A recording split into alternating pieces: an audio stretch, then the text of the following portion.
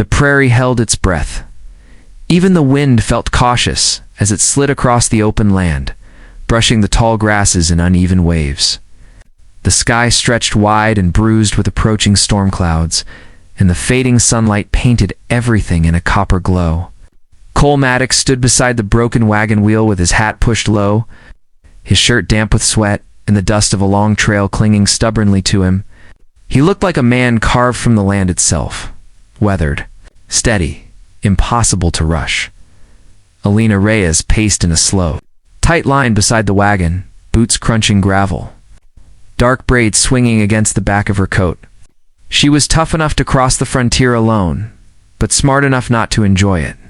Right now, none of that mattered. She knelt beside the busted wheel and ran a finger along one of the shattered spokes.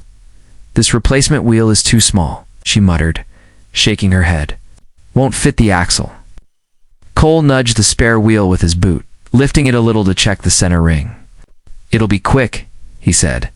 "Just gotta get us moving long enough to reach the ridge." "Storm's coming fast."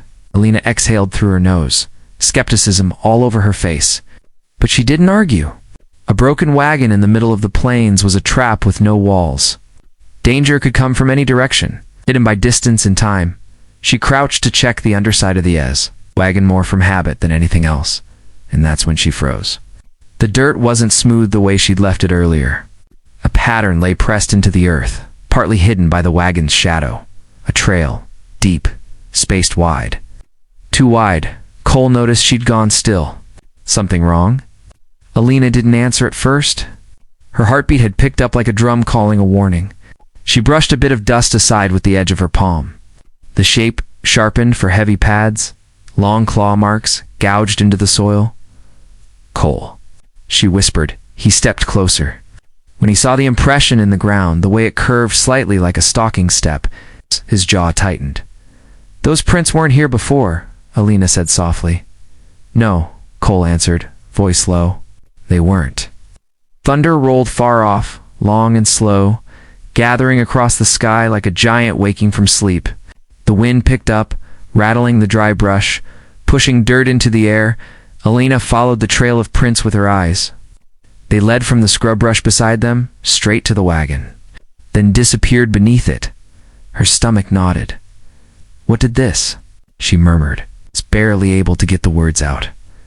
Cole glanced around the prairie with the quiet calculation of a man who'd spent his life reading wild ground. "Mountain lion maybe," he said. But even he didn't sound convinced. Alina swallowed. "Mountain lions don't leave prints that big," no, Cole said. "They don't." He crouched beside her and pointed with 2 fingers at the spacing. "Look here." Weights shifted forward. "Whatever it is, it's got power behind it." And it walked right under the wagon. Lightning flashed on the horizon, a jagged white crack across dark clouds. In that brief flicker, she saw the concern deepen in Cole's eyes.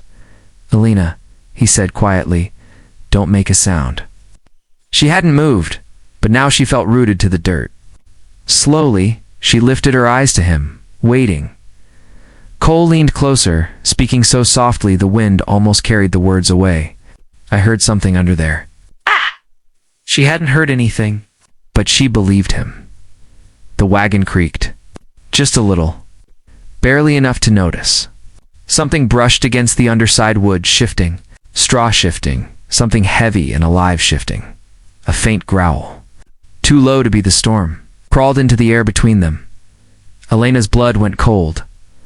Cole's hand hovered near the handle of his knife. "Stay still," he whispered. "It's close." Her throat tightened. "What do we do?" "When I lift the wagon," he said, "you run for the horse. Don't look back." She shook her head. "Cole, I ain't a skin you," he muttered. "That thing's waiting under there, and it's not moving on unless we do something foolish. Or something brave." Another growl trembled through the wagon bed. The wood shivered. Alina could hear its breathing now, slow, dragging sound, almost deliberate. Lightning flared again, painting Cole's face sharp and hard. "I'll pull it off you," he said. "All you gotta do is run." Alina wanted to argue. She wasn't one to run from danger, not in her past travels, not in her years dealing with bandits, storms, in the unforgiving wilderness. But this felt different.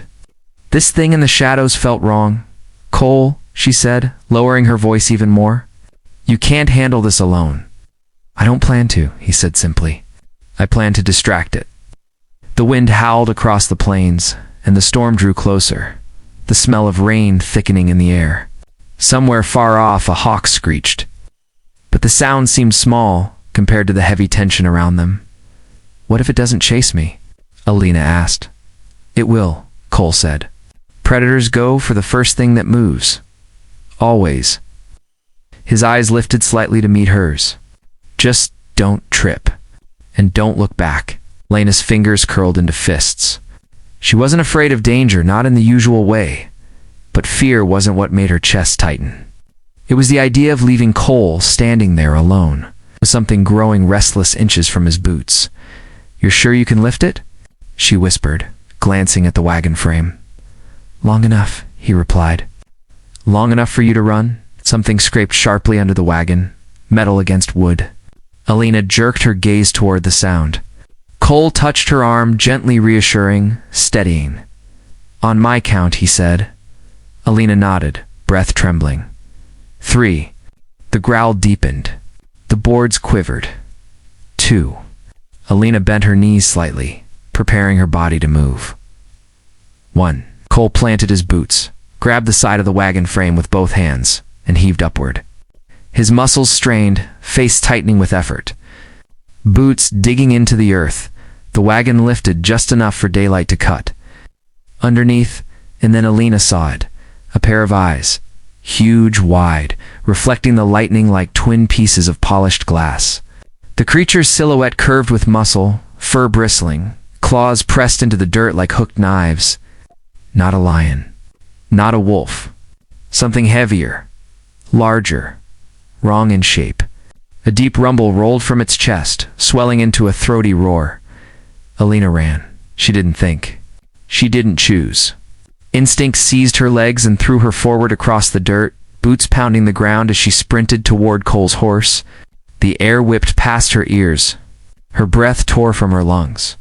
Behind her, she heard everything wood crashing down. Footsteps pounding like thunder, Cole's sharp shout cutting through the storm. "Alina, go." Lightning split the sky, huge and blinding. For a heartbeat, the whole prairie lit up around her grass, bending violently, dust swirling. The horse rearing and jerking against its tether, she reached the horse. Hands fumbling at the reins, heart slamming. Her fingers slipped once, twice, until she got a grip and swung herself up onto the saddle. She turned the horse sharply, pointing it back toward Cole, even though every part of her knew she was supposed to flee. The creature roared. Again closer now. The horse shivered beneath her. Alina swallowed hard. Her hands shook, not from fear, but from the weight of a decision she'd already made the moment she started running. She kicked her heels gently, guiding the horse forward. She wasn't leaving Cole behind. Not now. Not ever. The storm broke overhead. Rain slammed down in cold sheets. Lightning burned white across the sky, revealing a glimpse of Cole standing alone on the prairie, his stance firm despite the monstrous shadow circling him. Alina tightened her grip on the reins and rode straight back into the storm.